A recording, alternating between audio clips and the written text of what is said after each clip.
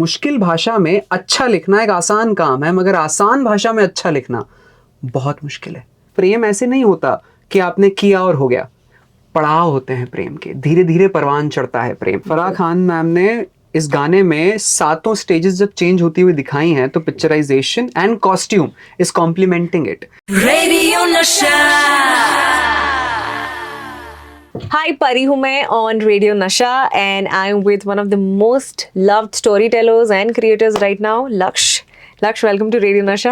Thank you so much for having me. आपको इतना सुनने के बाद finally it's so good to see you. No, आपको इतना देखने के बाद finally it's good to see you like in real and not on reels only. But you know, I just love your content. Thank you so much. I love the stories. I love the way you put it all together. सबसे पहले तो बात करते हैं about what's happening अभी latest जो है आपका एक शो है। हाँ जी। So बताइए मेरी ऑडियंस को उसके बारे में। So 9th of March is the show. रात को 8 बजे Yashwantrao Chavan centre, Nariman point, it's an auditorium. वहाँ पर जैसा आपने कहा स्टोरी टेलर, सो मैं कहानियाँ ही सुना रहा हूँ भारत भर में जहाँ जहाँ मौका मिल रहा है। तो इस बारी जो कहानी लेकर मैं घूम रहा हूँ पूरे भारत देश में, वो है अमृता प्रीतम, साहिर लुधियानवी और इमरोज की प्रेम कहानी। क्या बात है। कैसे इन तीनों की जिंदगी आपस में एक दूसरे से जुड़ी हुई है, और कैसे साहिर ने ज़्यादातर जो चीज़ें लिखी हैं वो सिर्फ अमृता को जहन में रखते हुए लिखी हैं। न जाने ऐसे कितने गाने हैं साहिर लुधियानवी के जो आप और हम सुनते हैं, पर अगर आपको पता हो कि वो अमृता के लिए कब और कैसे लिखे गए थे, तो जैसे उन्हीं गानों की वैल्यू और थोड़ी नहीं बढ़ जाएगी आपके लिए। Right. That's what I'm doing through all of these shows. मैं उन तीनों की कहानी साहिर साहब के गानों में पिरोकर 1-1.25 घंटे में प्रेजेंट करता हूँ। So that's what I'm doing this Saturday. That's so beautiful. It's also very different format. I have not really seen, you know, something like this happening. Improvs and you know, poetries, spoken word बहुत होता है, but this is something really new. तो ये सबसे पहले तो why this story? Don't you think अगर आपको थोड़ा भी आइडिया है इन तीनों की कहानी के बारे में, तो एक अजीब सा फैसिनेशन है इनकी कहानी के बीच। एक तो हमें बचपन से ही because of Bollywood movies love triangles बहुत पसंद है। Correct. And in this particular story it's like a natural love triangle. और इसमें भी जो एक शख्स है Inderjit Imroz, by the way, जिनका देहांत अभी 2-3 महीने पहले ही हुआ, he was alive by then, वो एक ऐसे शख्स थे जिन्होंने अमृता प्रीतम से अनकंडीशनल प्यार किया, इतना प्यार किया और बदले में कभी कुछ नहीं चाहा। तो उनकी कहानी ने मुझे फैसिनेट किया था to understand and read more about both of them, all 3 of them rather. Right. जब मैंने इनको तीनों की कहानी पढ़ी, समझी और एक शो के लिए मैंने लिखना शुरू किया, तो आई हैव रियलाइज्ड कि it's one of the finest love stories ever. At least पिछले 2 सदी की इससे बेहतर लव स्टोरी तो मुझे कहीं नहीं मिली है। सो मेरा मानना था कि शायद लोगों तक ये कहानी पहुंचनी चाहिए, तो I am doing that. That's wonderful and I'm sure people would be, you know, love to be there. ये स्टोरी टेलिंग का शौक या ये पैशन लक्ष्य कब से? स्टोरी टेलिंग, एक तो इसको हम हिंदी में लाते हैं पहले कि कहानीकार, कहानियां सुनाना। बिल्कुल। देखिए कहानियां हम सबके लिए बहुत जरूरी होती हैं, पर आप, I mean out of all people you know that better, कि आप अगर ऐसे सोचे तो कहानी ही है जो हम सबको बनाती है। वो सारी कहानियां जो बचपन में हमने माँ बाप से सुन ली, वो सारी कहानियां जो बड़े होते हुए टीचर्स ने हमें सुना दी, कुछ कहानियां जो हमने खुद सुन ली, समझ ली या बना ली, वो सारी कहानियों का कारण ही है शख्स जो मेरे सामने बैठा है। उसमें से एक भी कहानी अगर नहीं कही गई होती तो आज आप वो नहीं होती जो आप अभी हैं। बिल्कुल। तो अब सिर्फ कहानियों से बनकर है, कहानियां आपके घर की ईंटें हैं, एक भी अगर ईंट हट जाएगी तो घर पूरा नीचे आ जाएगा।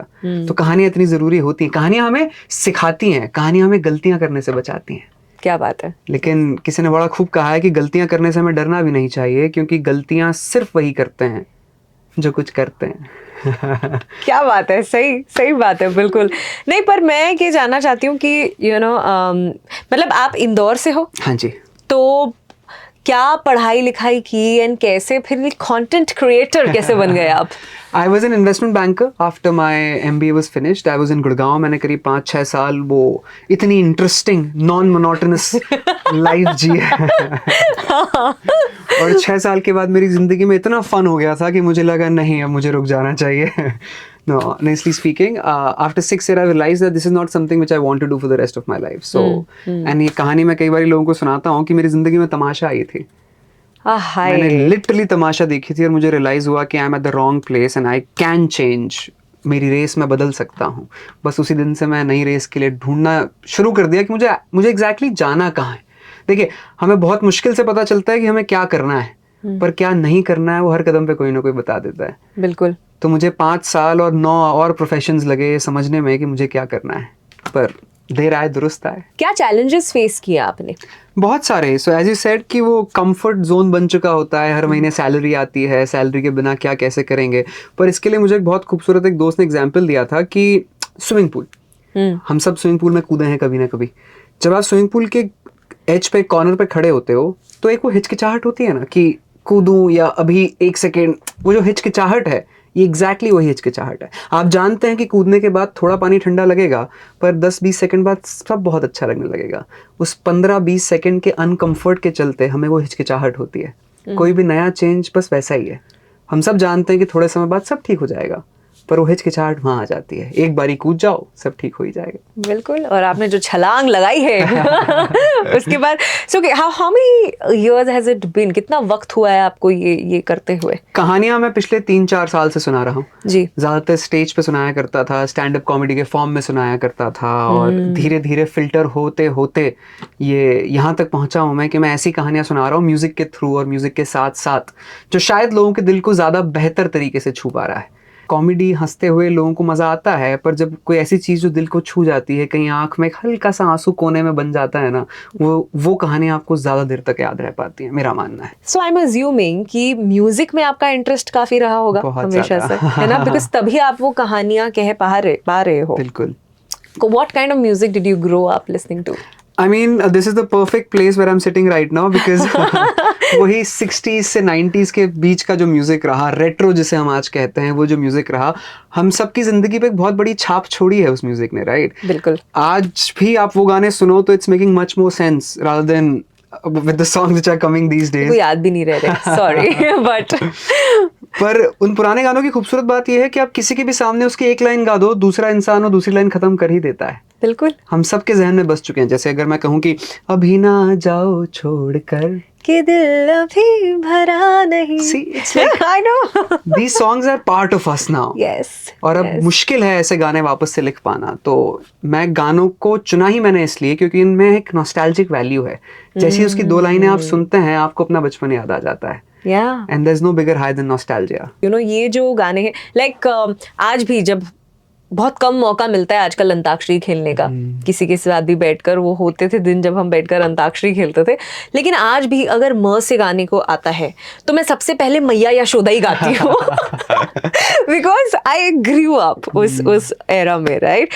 What will be a song that you perhaps will sing with em? माई नहीं माई। अच्छा, बचपन में अंताक्षरी मुझे बड़ा अच्छा लगता था। जब ना से आता था तो ना ना करते प्यार तुम इसे कर बैठे, ठ पे वो खत्म होता है और एक ही गाना है जो हर ठारे रहियो, everybody used to sing these two songs in so it's wonderful.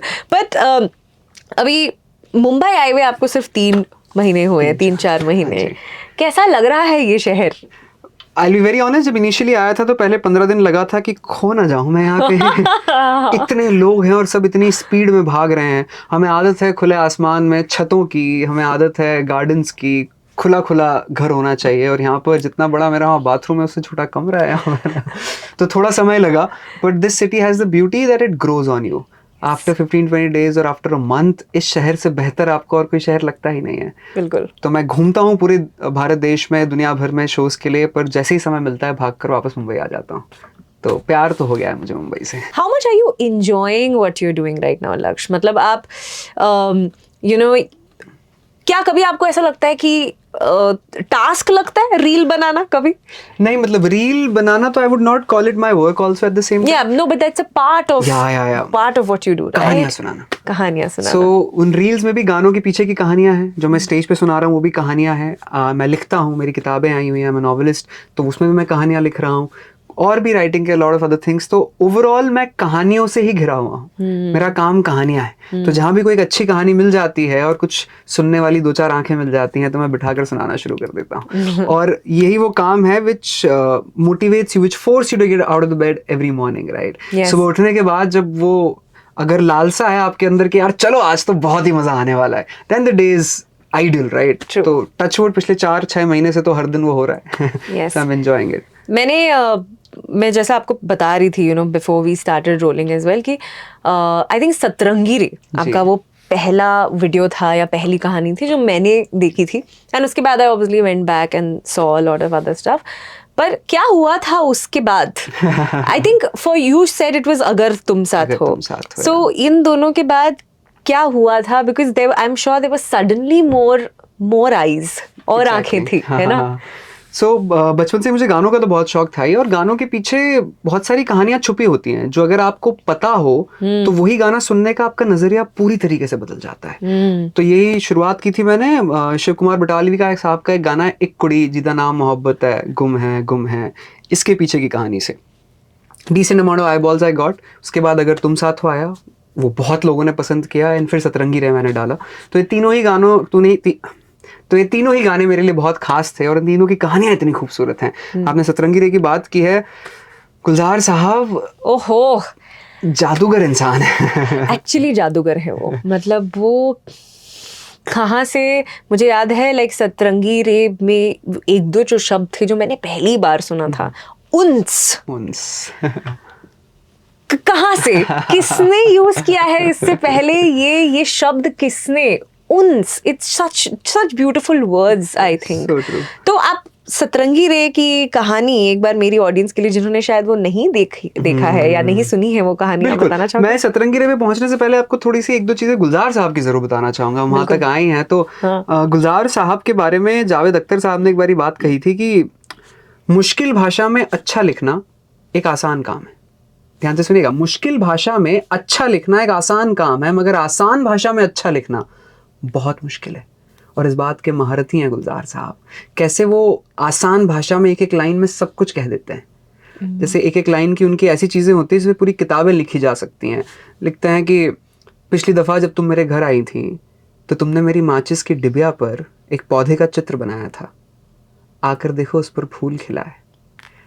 एक लाइन में सब कुछ कह गया. बड़े दिन हो गए कोई नया जख्म नहीं मिला, जरा पता तो करो ये अपने हैं कहाँ. ये खूबसूरती है गुलजार साहब की, और उन्होंने सतरंगी रे में भी यही किया.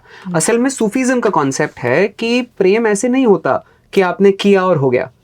पड़ाव होते हैं प्रेम के, धीरे धीरे परवान चढ़ता है प्रेम. सबसे पहले दिलकशी होती है, फिर उन्स होता है, फिर मोहब्बत होती है, फिर अकीदत होती है, फिर इबादत होती है, और फिर जुनून, और आखिरकार सातवीं और आखिरी स्टेज जिसे मौत कहते हैं. आपने ये जो एक्सप्लेनेशन दिया and the way it has been picturized also, सारी चीजें मिलाकर वो एक गाना नहीं, वो एक कहानी है. फराह खान मैम ने इस गाने में 7 स्टेजेस जब चेंज होती हुई दिखाई हैं, तो picturisation and costume is complementing it. After every stage Manisha Koirala ji की कॉस्ट्यूम चेंज होती हुई आपको दिखती है एक अलग कलर में, लेकिन शाहरुख खान साहब वही की वही कॉस्ट्यूम में एंड तक जा रहे हैं, ये दिखाने के लिए कि कैसे सतरंगी आपके सामने से बदलता चला जाता है और आप वहीं खड़े रह जाते हैं. तो बहुत खूबसूरत तरीके से पोर्ट्रेट किया हुआ है, वो मैंने वही वीडियो में दिखाने की कोशिश की थी. मेरे को एक और चीज़ याद आई थी, जैसा मैंने आपसे कहा था, दर्द डिस्को. मेरे लिए वो एक बहुत ही मतलब it was like a revelation of sorts. I was like oh हाँ, इस गाने का मतलब तो कुछ नहीं है, but you pointed that out, right? But जब भी वो गाना बजता है, डांस मैंने बहुत किया है, मतलब कभी नहीं समझा, बट कुछ मतलब है ही नहीं उस गाने का. That's what. So Farah Khan जब बना रही थी ओम शांति ओम, तो उन्होंने जावेद साहब को ब्रीफ ये दिया था कि ये है ड्रीम सीक्वेंस. इसमें जो हमारा मूवी के अंदर जो मूवी बन रही है ओम के लिए, उसमें ना उसके हाथ काम करते हैं ना पैर काम करते हैं, तो ड्रीम में वो गाना गा रहा है, तो it shouldn't make any sense. Javed साहब कहने लगे अब आपको मतलब वाला गाना चाहिए, मैं 10 मिनट में दे दूंगा. बिना मतलब का गाना कैसे बनाते हैं मुझे भी नहीं आता. कई दिन लगे उनको, लेकिन फिर बिना मतलब का गाना बनाया गया. कैसे दर्द डिस्को के साथ सैन फ्रांसिस्को को राइम किया गया. ये भी सिर्फ जावेद साहब ही कर सकते हैं. बिल्कुल. But thank you so much for doing this, क्योंकि ये वो कहानियां हैं जो कहीं ना कहीं छुप के रह जाती हैं. एंड हम वो गाने सुनते हैं, हम इंजॉय करते हैं, लेकिन कहानियाँ हम तक पहुँचती नहीं है. तो थैंक यू वो कहानियाँ हम तक पहुँचाने के लिए.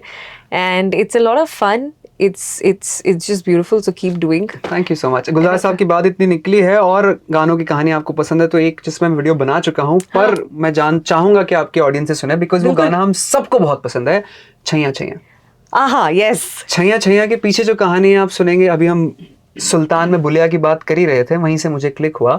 तो असल में गुलजार साहब खुद कहते हैं कि उन्होंने छैया छैया बाबा बुल्ले शाह के कलाम थैया थैया से बनाया है। जिस थैया थैया में बाबा बुल्ले शाह अपने गुरु को मनाने के लिए चुनर ओढ़ कर जोर जोर से नाच रहे हैं, गा रहे हैं कि तेरे इश्क नचाया करके थैया वे थैया। उसी को ट्रांसलेट करके गुलजार साहब ने लिखा छैया छैया। असल में वो पूरा गाना प्रेमी प्रेमिका के लिए नहीं है, वो असल में पूरा गाना एक शख्स जो अपने गुरु को या अपने भगवान को मनाने के लिए गा रहा है। अब आप अगर छैया छैया सुनेंगे तो आपको और ज़्यादा क्लिक हो पाएगा। हाँ, तावीज़ बना के पहनूं तुझे आयत की तरह मिल जाए कहीं। So the song is about अपने रूठे गुरु को मनाने वाला। amazing. I have always looked at this song as that one very cool गाना जिस पर ट्रेन पर डांस किया गया। You know what I I'm feel, saying, yeah. right? है ना? Like we think of Chaiyya Chaiyya as oh train पर moving, train पर डांस हुआ है। But it's beautiful. I'm sure आपके पास ऐसा बहुत, अभी पिटारा तो खुला है, अभी तो और कहानियां इसमें से आती रहेंगी। But thank you so much Lakshya for taking our time and for being here. All the very very best for your show. Thank you very much. And मुझे बिल्कुल मौका मिलेगा, मैं जरूर आऊंगी। Radio Nasha.